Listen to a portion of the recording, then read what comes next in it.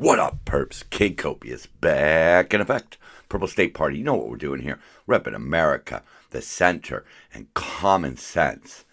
Well, today's the day. Lady Arsenal take on Barcelona in the Champions League final. For those of you who don't understand what that means, you take the best club teams from around the world, which are the best teams because they're not restricted by nationality, and they play a tournament. You know, a good example that I use all the time is Spain. You know, one of the best teams in the world is Real Madrid. But when it comes to Spain, most of the best players on Real Madrid don't play for Spain. Jude Bellingham plays for England. Vinny Jr. plays for Brazil. And Mbappe plays for France. So you take these collection of men and women, put them together, and put them in a tournament, man. It's like Super Bowl champions meeting up and going into battle. So, yeah, with that being said, I'm about 30 minutes from kickoff, so I'm going to try to blaze through this one. Wish me luck, because here we go. All right, so, yeah, I guess we're starting to come full circle here.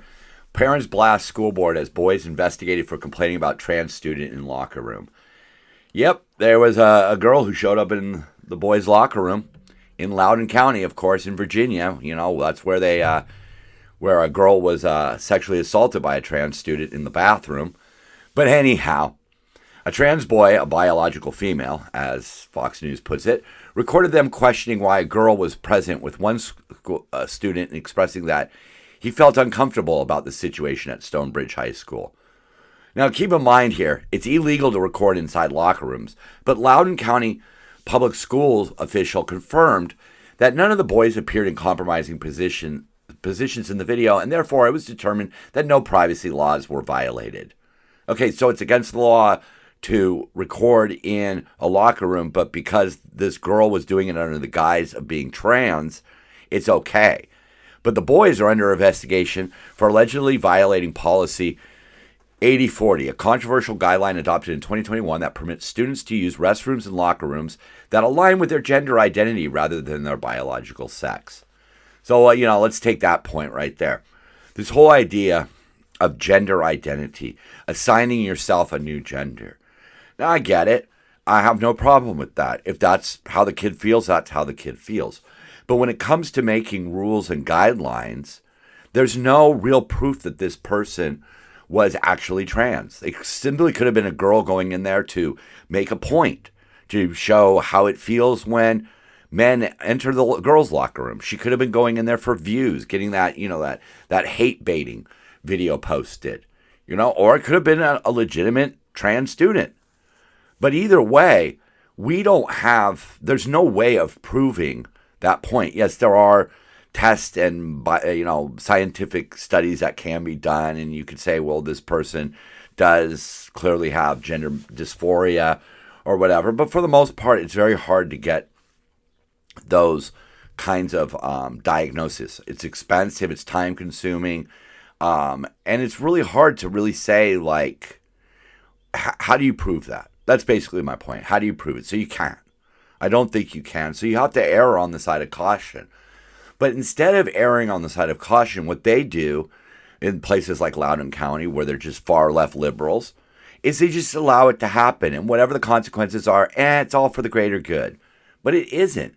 I mean, these kids are, under investigation by the school board now for violating a really ridiculous law. I mean, the truth of the matter is, look back on your own life. Look back when you were in high school, how you acted or how people acted around you. Are we really supposed to trust high school kids, junior high kids, to actually make rational decisions? No, they are prone to just doing crazy ass shit. And, we'll see how this, turns out. I'm going to keep my eye on it because I want to see what was the girl doing in the locker room. But it has finally come full circle. We have guys complaining about girls in the boys' locker room. So, also during this week, this is horrible. I hate having to report stories like this. But once again, Hamas has claimed more Jewish lives, Two Israeli embassy aides shot dead outside Jewish museum event in Washington, D.C. This guy, Elias Rodriguez, he's Hispanic. I mean, I don't see his connection to this, but he told the police, he told the security people, he did it for Gaza. You know, he milled around outside of this museum before approaching a group of 4 people and started shooting at them. Just shooting at him, yelling, "Free Palestine." You know, they have the security footage. They have him pulling out the gun and shooting these 2 victims in the back. You know, the girl tried to crawl away. And, you know, as she sat up, bleeding already from gunshot wounds, he shot her more times. He fired over 21 shots from a handgun. You know, he killed these people. This is on Hamas. This is not justified in any sort of way. And the worst part is that people try to justify it. But this comes from the Israeli ambassador to the United States. The person who shot these 2 young people dead last night shouted, "Free, free Palestine." This was done in the name of a political agenda to eradicate the state of Israel. The state of Israel is now fighting a war on 7 fronts, and the 8th front is the war to demonize, to delegitimize, and eradicate the right of the state of Israel. And the lefties support this. We've seen it. I mean, I'm not making this shit up. We saw this when they were harassing Jewish students on college campuses. College administrators let them lock janitors in rooms, barricade buildings, harass Jewish students. And for what? In the name of Hamas? Because that's who this all belongs to. This all belongs to Hamas. You know, this belongs to Muslim extremists. And I don't understand how the left can say that they stand for certain human rights, but then openly support regimes that crush human rights. You know, they're just, I really was trying to stray away from politics a little bit, you know, get more into life, get more into, trying to change. My main goal was sort of to bring more people from the Republican Party to the center, to stop demonizing things like marijuana or homosexuality, to show love to the LGBT community, But it's turned into me having to fight a war against these far leftists who have literally taken over the Democratic Party. They talk about January 6th, but their own Democrat congressmen and women stormed an ICE facility, and they justify it as saving people. They talk about the poor and the disenfranchised, but their policies force suffering on them. And then they justify it by saying, oh, this is for the environment, or this is for safety, or this is for, human rights. But they crush the very same people they say they're protecting. They talk of inclusion. That's their thing, DEI, right? Diversity, equity, inclusion.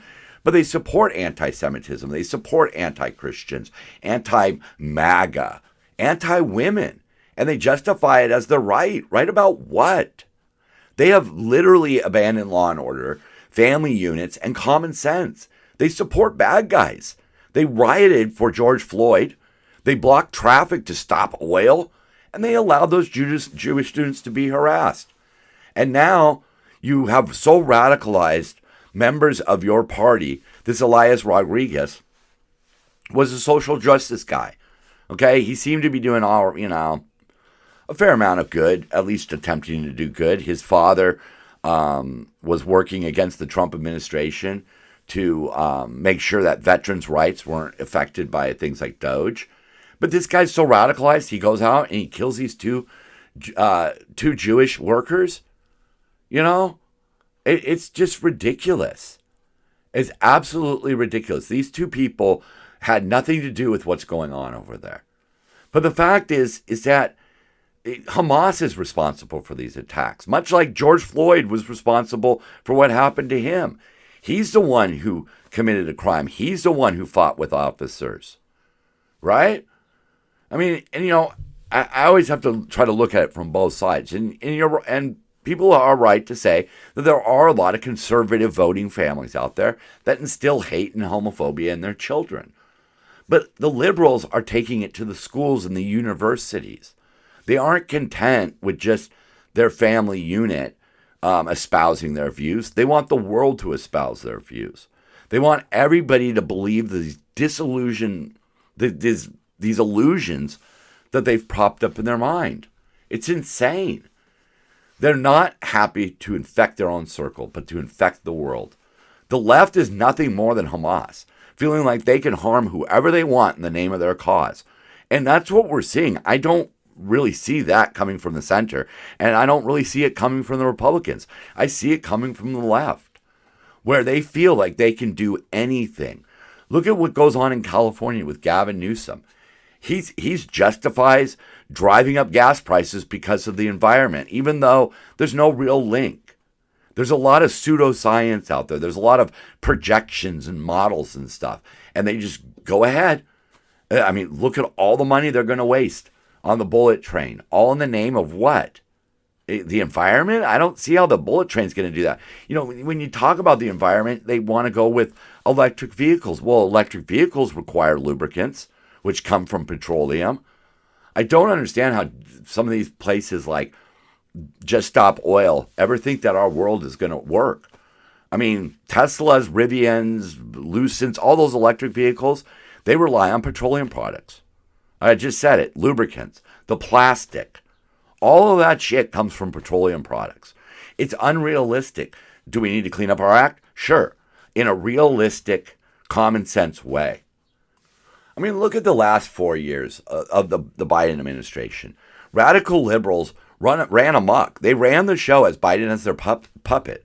Instead of actually installing rural internet access or the car chargers, these little radicals that were running the show kneecapped everything with these DEI requirements. They opened the border. They stood by as Hamas attacked Israel. They stood by as Russia invaded Ukraine. They stood by as Iran launched terror attacks in the Gulf. They just stand by and support the bad guy.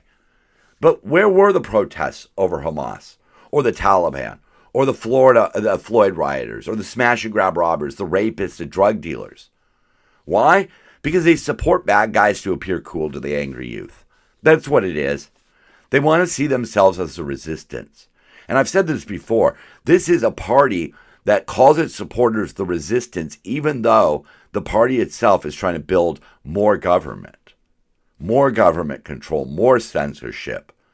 They want to lie. They want to be able to lie and not have anybody tell the world any different.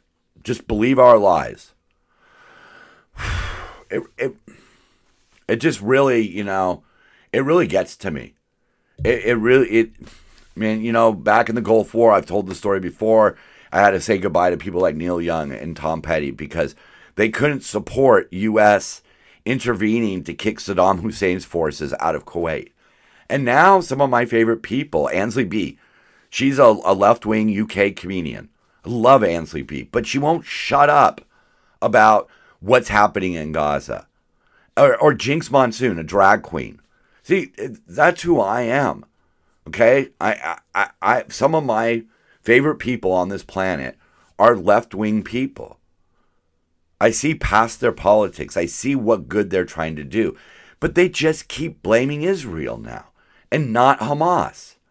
They yell, free Palestine, but who unfreed Palestine? Hamas. Israel had left Gaza. Okay, those are the facts. Israel had left. Israel had nothing to do with starting this war. Hamas is the one who broke the peace. But before they even broke the peace and attacked on October 7th, they were persecuting gays and women. So how in the fuck are the left-wing people supporting this? Well, again, it's their default position. The bad guy, the revolutionary, the terrorist. That's who they want to support. They don't want to support somebody who's logical and approaches things with common sense. No, they want rhetoric, and they want screaming and yelling, and they want burning, and they want looting. And it's really easy to convince young people that they are justified to do whatever they want. A story that I have from my past is I had a truck that was pretty beat up, and I used to back it directly into cars that had parked in handicap spots. Why? Because I saw the people park the car. They weren't handicapped. So I was justified in ramming my car into them. So I understand where this philosophy comes from. I get it. I see what you can do, how easy it is to justify bad actions. But where we've taken it to now is straight up murder. This guy, Elias Rodriguez, figured he was justified. What about Luigi? He was justified in shooting that healthcare CEO, right? All these people who are out there blocking traffic and things like that, or burning Tesla cars, they all feel justified. And I mean, I come from a place of knowing what that is like, feeling that you are justified in your horrible actions. Frustrating. Yeah, really, it's weird how I have to keep going back to things like Hamas or the Biden administration or the George Floyd riots. And just because it's continuing, because nobody woke up and said, oh, maybe we're on the wrong side of this. You know, Dennis Prager, PragerU, right? One of the hated websites of the left, right?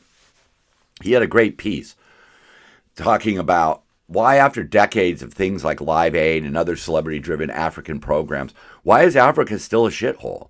And it comes down to one thing: government corruption. It's like Hamas. The African regimes often use international aid for their own gain. Gaza was free until Hamas came in and subjugated them. Gaza took international aid. Hamas bought guns, rockets. They built tunnels and lined the pockets of their leaders. They did not help their people. When you are supporting Gaza and Hamas, you are supporting tyrannical regimes. A lot of people try to justify these things by saying, well, just because you're against what's happening in Gaza doesn't mean you're anti-Semitic. Well, when you're supporting it in the comment section of 2 Israelis being murdered, it seems like you're kind of supporting Hamas, right? You're not standing up for the people who launched that attack on Israel. Those are the people to blame, Hamas.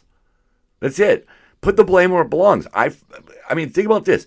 I don't eat at Chick-fil-A because they used to give money to an organization that basically ran anti-gay, pray the gay away type camps.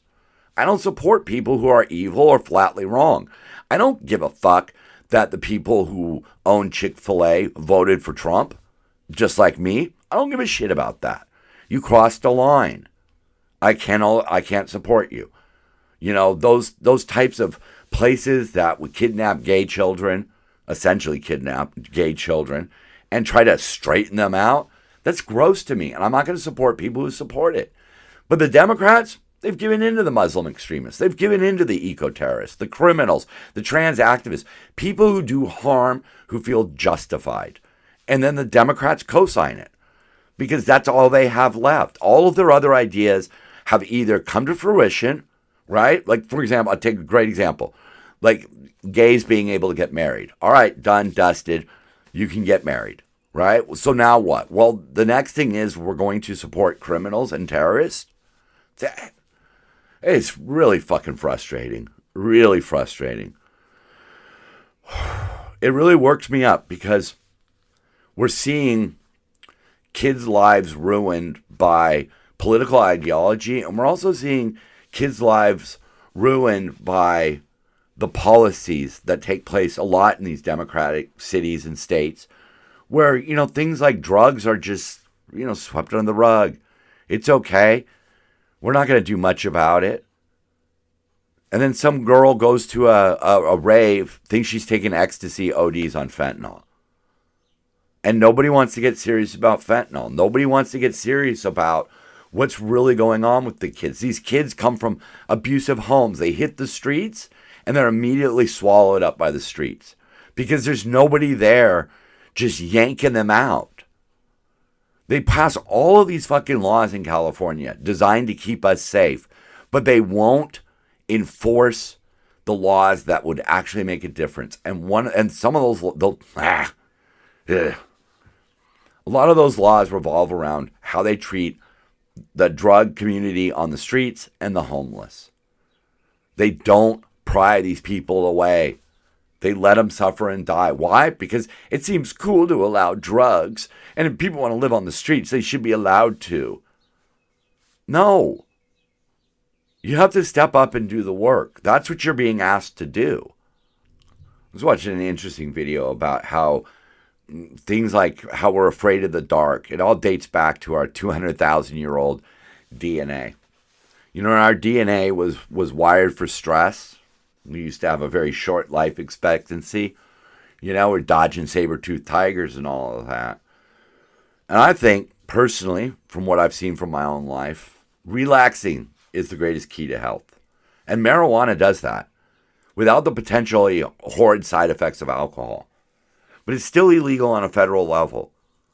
I don't understand this anymore. It frustrates me that people on both sides of the political spectrum can't come together and say, look, this is fucking stupid. Alcohol is legal. Cigarettes are legal. Weed falls somewhere in between those two things. It should be legal. It should be non-demonized and people educated about how to properly use it. And my part for that is, I'll tell you, if you're thinking about starting, start small, work your way up. Don't just jump in. Don't do it before work. Don't do it when you're going to be driving. But do it, when you got to do it when you're angry. You got to do it when you're stressed. Because that's when it works the best. But it goes to the common sense, that simple statement. It's somewhere in between cigarettes and alcohol. Common sense would dictate you just make it legal. I don't know. Marijuana, it starts with an M. This week's M, so I had to talk about it. I am so frustrated that after what happened in the last election, the Democrats still don't seem to be waking up. It just, the other thing about marijuana is it sort of shows this loyalty, the government's loyalty to the alcohol companies, the pharmaceutical companies. They want to fill us with pills or booze. And those are the answers. Those are the answers from the 1950s. And damn it, if it was good enough for the 50s, it's good enough for today. Well, it doesn't work. It simply doesn't work. And it's time to end the federal prohibition against weed. Leave it up to the states. I don't think weed should. I find that it's the same thing as abortion. The federal government doesn't really have the right to pass these laws. It's one thing if you could prove that there's some social harm, but I think you'd have to work pretty damn hard and tell a lot of lies to say that weed has any social harm. You know what does have a lot of social harm? Single parents. I want to talk about Mommas right now. Approximately 80% of single parent homes are led by single mothers. It's a staggering statistic. 21% of all mothers were single mothers in 2023. That is just not the way to go. They are socially, economically just shit hammered. And while people like Gavin Newsom spend all his money on his bullet train and protecting California against Trump and giving freebies to the homeless, giving freebies to the drug addicts, the illegal aliens, you have single mothers under just increasingly difficult situations. God. The percentage of U.S. children living in a single-parent household has tripled since 1960, increasing from 9% to 25%. And in that same period, the share of households with fathers missing more than doubled from 11% to 25%. And why aren't we doing more about that? I mean, look at these statistics right here. 7.3 million single mothers, 1.6 million single fathers, 48.7 million married parents. Tons of studies out there show that growing up in a single-parent household can lead to things like drug abuse, crime, just antisocial behavior. And these mothers are out there trying their hardest. And that's part of the thing that we need to recognize. We're giving out free crack pipes to fucking drug addicts, but what are we doing for the single moms? What are we doing for moms in general? Especially what I see in California, Democrat policies making shit more and more expensive. How does that help mothers at all, whether they're single or not? And another part of the thing that they don't want to talk about is that almost half of black mothers are single mothers, 47%. And just for comparison, whites down around 15%, Hispanics a little above 20%. But 47% of black mothers are single. What are we doing about that? With everything that we do for the so-called environment, why aren't we doing more for these single mothers? Why aren't we going after the delinquent fathers? I mean, sure, we garnish wages for child support and stuff like that. Some states go up to 18, some to 17. No, it should be until the kid's up and running. That should be what it is. I mean, that's what it is for me. My daughter's 20. She's going off to college. I'm still supporting her. If I was a single parent, I'd need that money coming in, especially now because college is fucking expensive. But we don't do anything about that. But we're willing to sink $100 billion into a fucking train that's going to run from Palmdale to fucking Gilroy. Those are the kind of things that our government should be focusing in on. How do we help mothers do an even better job? Seriously, I know a single mother who's raised 2 successful kids. I don't understand how she was even able to do that as hard as it is. That's fucking just insane. I wanted to talk about this on Mother's Day, which was last week, but the letter was L, it wasn't M. And, I saved for M. But that's who, one of the fundamentals of Purple State Party is looking to people who are trying and giving them assistance. And more, for lack of better words, punishing the people who aren't trying.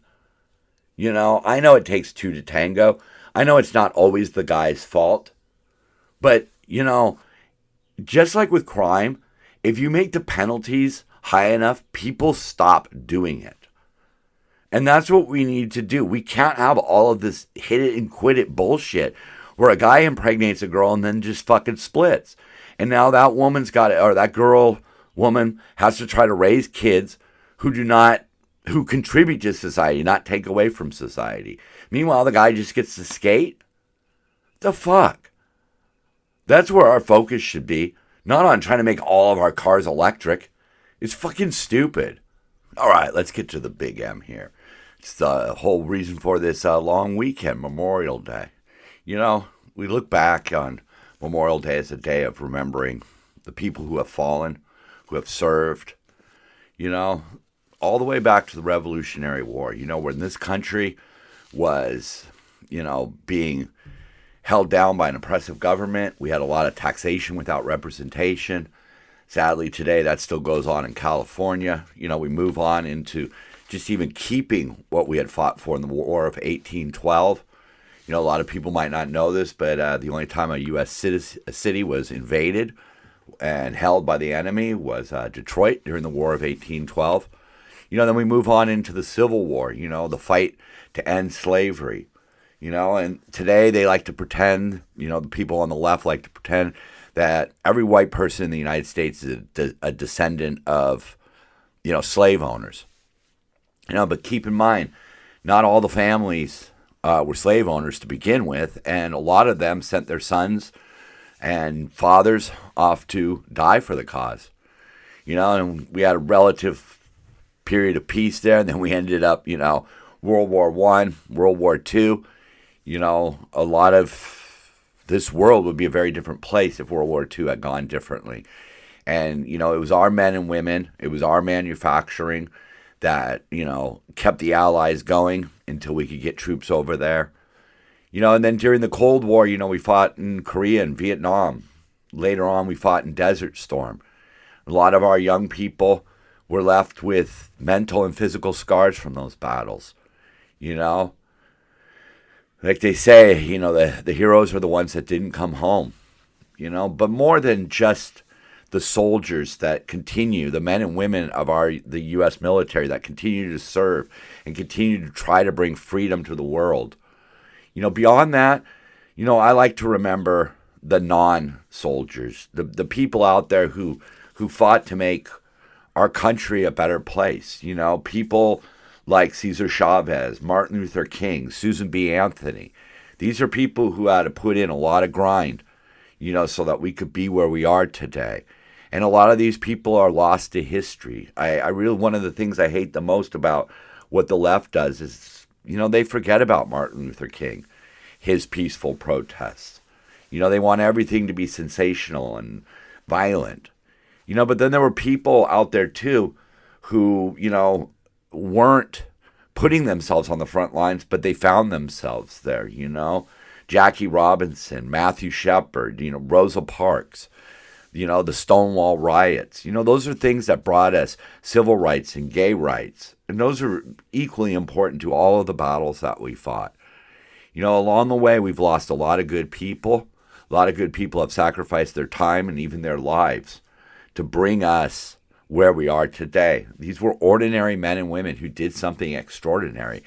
So today, while you're enjoying your day off and, you're having your barbecues and everything, remember some of the people who sacrificed everything. A lot of us have grandparents who immigrated to this country and set us up. Moms and dads who came to this country and set us up. We all had to fight our battles. We all have to fight our battles. And today, while we're saluting the men and women of our U.S. military, don't forget that not all heroes wear uniforms. But anyhow, let's go Arsenal. Gooner for life. I'm Kid Copious. I'm Purple State Party. And so are you. Love one another. Keep on grinding. And if we don't raise the trophy today, I'll tell you what I'll be doing. Dancing it out.